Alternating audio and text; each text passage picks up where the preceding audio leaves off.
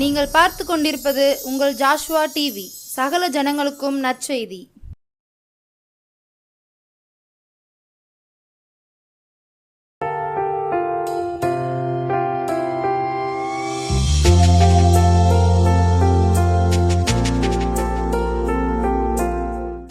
கர்த்தரும் உலக இரட்சகருமாகிய கிறிஸ்து இயேசுவின் நாமத்தினாலே சங்கீர்த்தன வார்த்தையின் நேரத்தின் வழியாக ஜோசுவா டிவி நேயர்களை மறுபடியும் சந்திப்பதிலே ரொம்பவே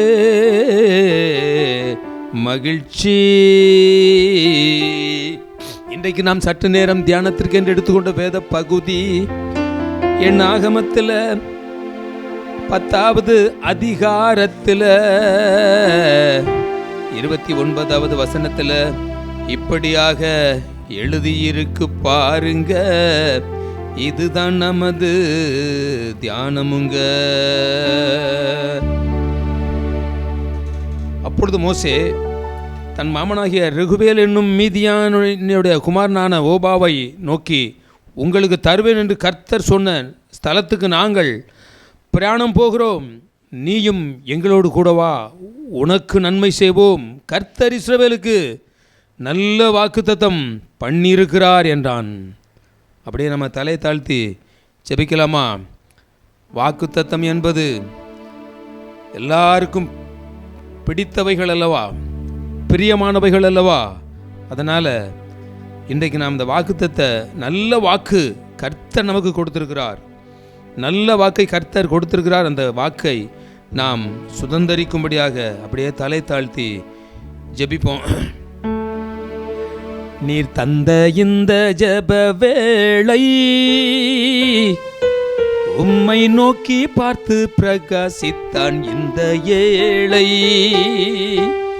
நீர் தந்த இந்த ஜெப வேளை உம்மை நோக்கி பார்த்து பிரகாசித்தான் இந்த ஏழை. நம்பவில்லை நான் என்ற உலகை, நம்பவில்லை நான் இந்த உலகை. நீர் துணை நிற்காவிட்டால் நான் ஒரு கோழை. நீ துணை நிற்காவிட்டால் நான் ஒரு கோழை. இயேசுவே இயேசுவே, நீர் துணை நிற்காவிட்டால் நான் ஒரு கோழை. நீர் தந்த இந்த ஜெப வேளை உம்மை நோக்கி பார்த்து பிரகாசித்தான் இந்த ஏழை. அத்தகைய மோசே சொன்னது போல நாமும் அதை சொல்லுவோமா? நல்ல வாக்கை கர்த்தர் எங்களுக்கு கொடுத்திருக்கிறார், நன்மை செய்வோம் என்று சொல்லி இருக்கிறார். அந்த வாக்கை சுதந்தரிக்கும்படியாக நம்முடைய தேவனாகிய கர்த்தரை நாம் நோக்கி பார்ப்போமா? அவர்கள் அவரை நோக்கி பார்த்து பிரகாசம் அடைந்தார்கள். இந்த ஏழை கூப்பிட்டான், கர்த்தர் கேட்டு அவனை அவன் இடுக்கண்களுக்கெல்லாம் நீங்களாக்கி ரட்சித்தார். அன்பானவர்களே, இந்த வாக்குத்தத்த வார்த்தைகளை நாம் சுதந்தரிக்கும்படியாக கர்த்தரை நோக்கி பார்ப்போம்.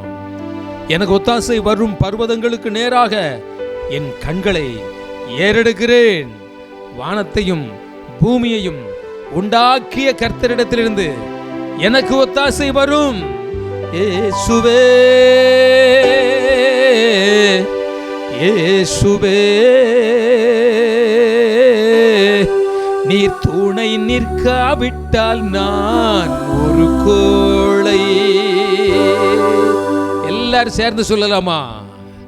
கர்த்தாவே, நீர் எங்களுக்கு ஒத்தாசை செய்யாவிட்டால், நீர் எங்களுக்கு உதவி செய்யாவிட்டால், நீர் எங்களுக்கு துணை நிற்காவிட்டால், நீர் உன்னத வீட்டிலிருந்து பலத்தை அனுப்பாவிட்டால், வேத வசனத்திற்குள் இருக்கிற வெளிச்சத்தை எங்களுக்கு நீர் கொடுக்காவிட்டால், அப்பா, நாங்க ஒன்றுக்குமே உதவாதவர்களாக இருப்போம், இருளுக்குள் இருக்கிறவர்களாக இருப்போம், இடறுகிறவர்களாக இருப்போம். அதனால வேத வார்த்தைகளுக்குள் இருக்கின்ற வெளிச்சமும் அந்த வாக்குத்தத்த வல்லமைகளும் இந்த நாளிலே எங்களுக்கும் எங்களோடு இருக்கிறவர்களுக்கும் அப்பா அந்த வேத வார்த்தைகளை கேட்கின்ற ஜோசுவா டிவி நேயர்கள் அத்தனை பேர் வாழ்க்கையிலும் வந்து பலிக்கும்படியாக இந்த மாலை வேளையிலே நாங்கள் இயேசு கிறிஸ்து நாமத்தில் ஜெபிக்கிறோம்.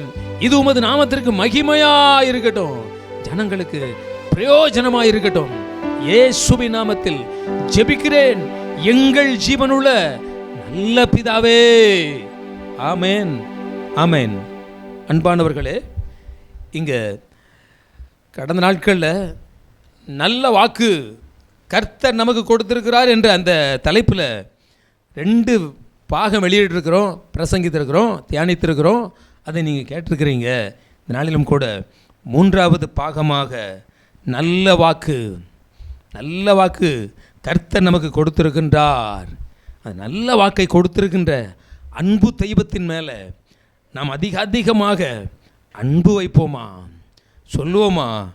நல்ல வாக்கை கொடுத்திருக்கிற கர்த்தாவே உமக்கு ஸ்தோத்திரம் என்று சொல்லுவோமா? நம்புகின்றோம் இயேசுவே நாங்கள் உம்மையே,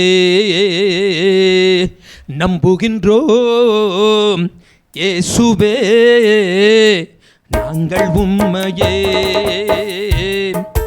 அன்பு கூர்ந்து அப்பா உம்மை ஆராதிப்போம். நம்பி வாழ்ந்து நாள் தோறும் கம்பீரிப்போம்.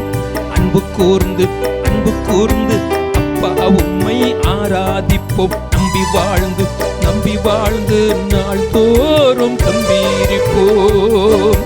நம்புகின்றோம் இயேசுவே நாங்கள் உம்மையே,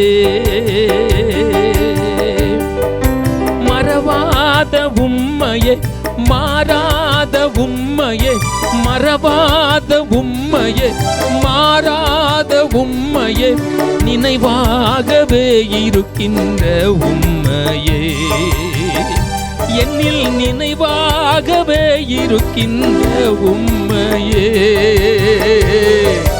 நம்புகின்றோம் இயேசுவே நாங்கள் உம்மையே.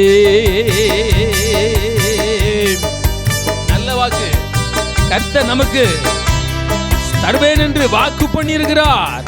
அதை சுதந்தரிக்க பாடல் பாடி கர்த்தரை ஆராதிப்போமா? கர்த்தருக்குள் அன்பு கூறுவோமா? நானே வழியும் சத்தியமும் ஜீவனுமா இருக்கிறேன், என்னை அல்லாமல் ஒருவனும் பிதாவிடத்தில் வரான் என்று இயேசு சொல்லியிருக்கிறார்.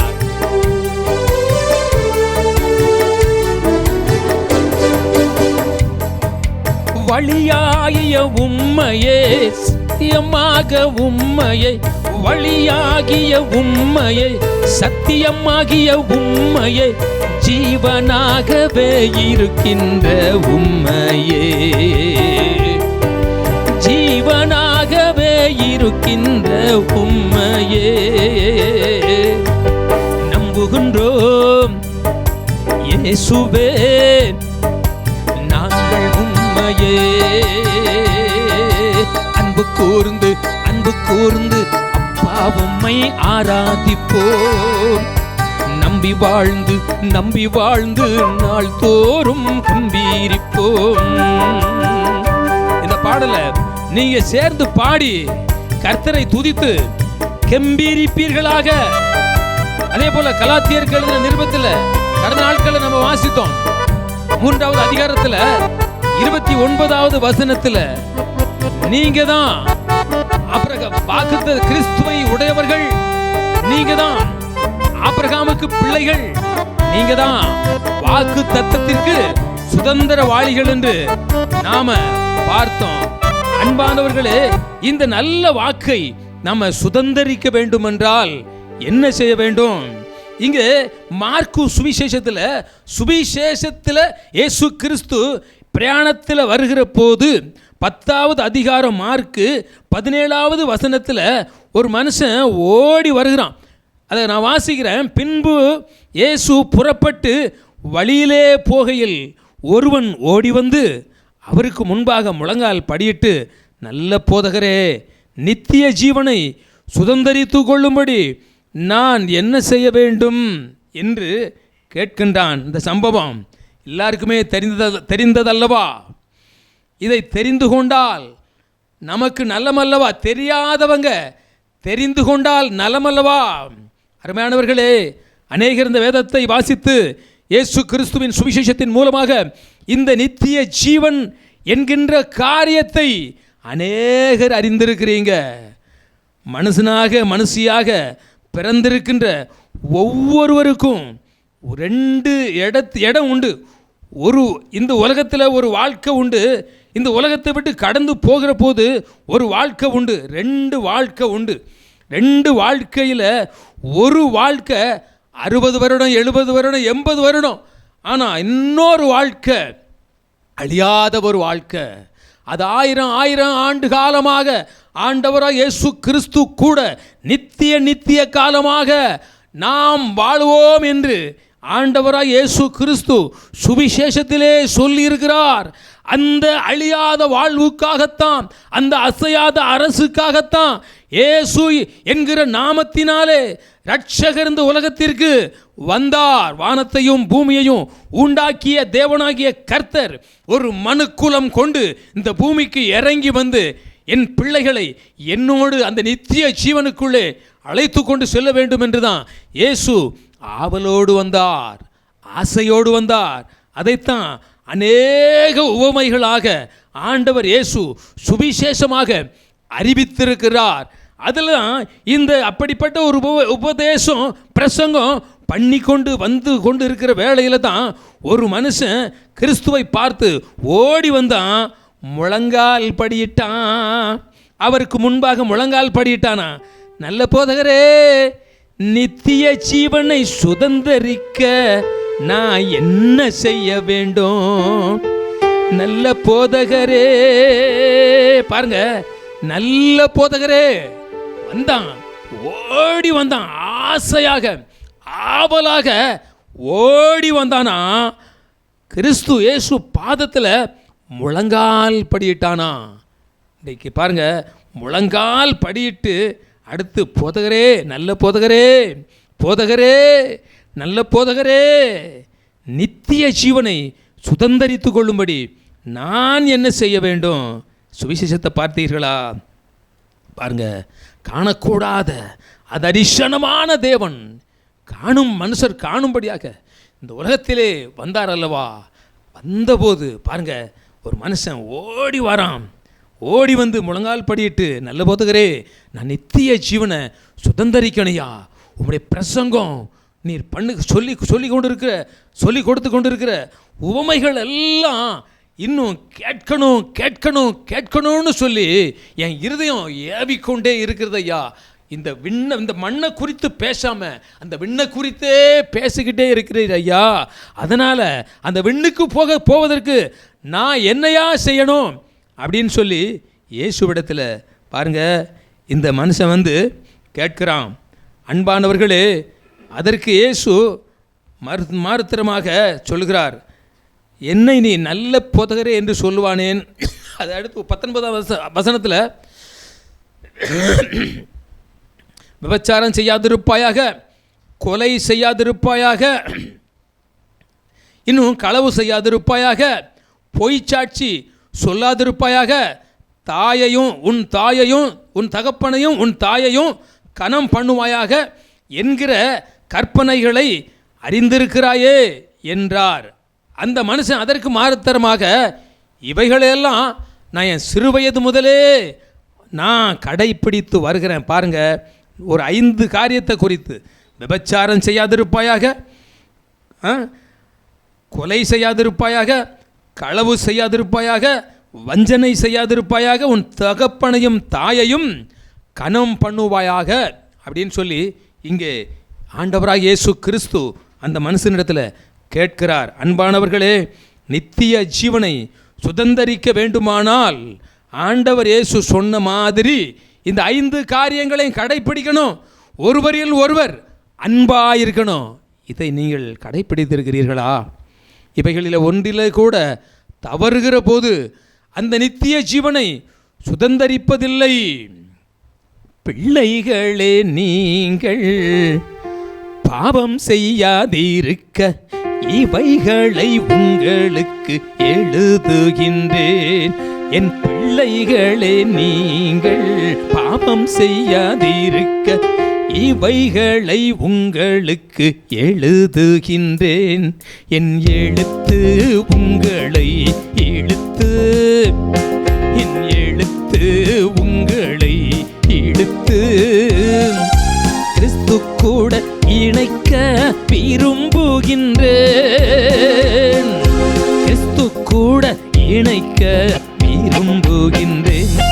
என் பிள்ளைகளே நீங்கள் பாவம் செய்யாதிருக்க இவைகளை உங்களுக்கு எழுதுகின்றேன். கொலை செய்யாதிருப்பாயாக, விபச்சாரம் செய்யாதிருப்பாயாக, பொய்ச்சாட்சி சொல்லாதிருப்பாயாக, களவு செய்யாதிருப்பாயாக, உன் தகப்பனையும் தாயையும் கனம் பண்ணுவாயாக அப்படின்னு சொல்லி இயேசு சொல்லுகின்றார்.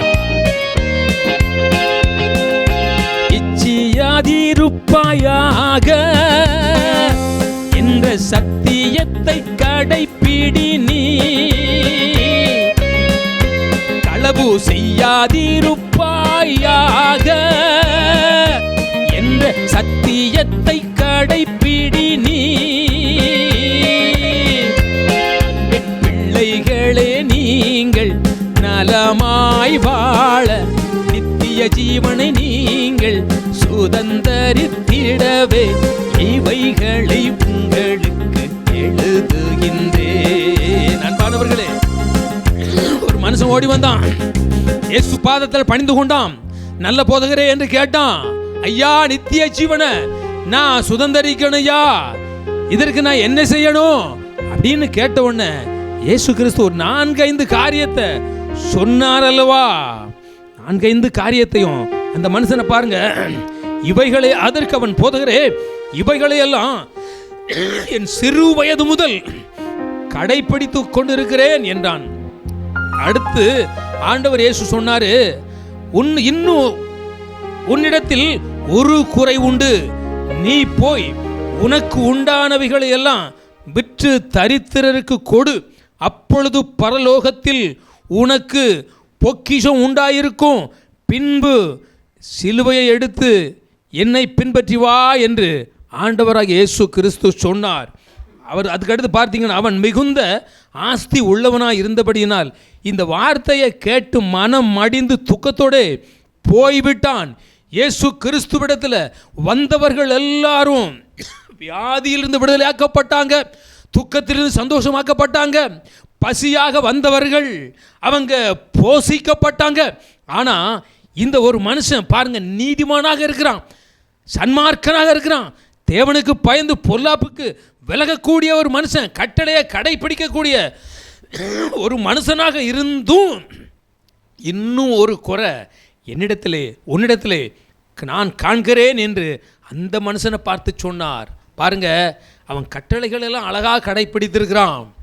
ஆனாலும் இன்னும் ஒரு குறை உன்னிடத்திலே உண்டு என்று அந்த மனுஷனை பார்த்தே கேட்டால், பிரியமானவர்களே, அந்த நித்திய ஜீவனை சுதந்தரிக்க வேண்டும் என்று ஆவலாக ஆசையாக ஆண்டவர் இயேசு வருவார், எப்பொழுது வருவார் என்று பாடி காத்து கொண்டிருக்கின்ற நீங்களும் நானும் இன்னும் எப்படி பரிசுத்தமாக வாழணும், இன்னும் எப்படி உத்தமமாக வாழணும், இன்னும் எப்படி இந்த வேதத்தின்படி நடக்கணும் என்று நீங்கள் ஆராய்ந்து பார்க்கக்கூடியவர்களாக இந்த நாட்களிலே அழைக்கப்படுகிறோம், இந்த வேளையிலே அழைக்கப்படுகிறோம். பிரியமானவர்களே, இன்னும் உன்னிடத்தில் உனக்கு ஒரு குறை உண்டு அப்படின்னு சொல்லி இயேசு சொல்லுகிறார்.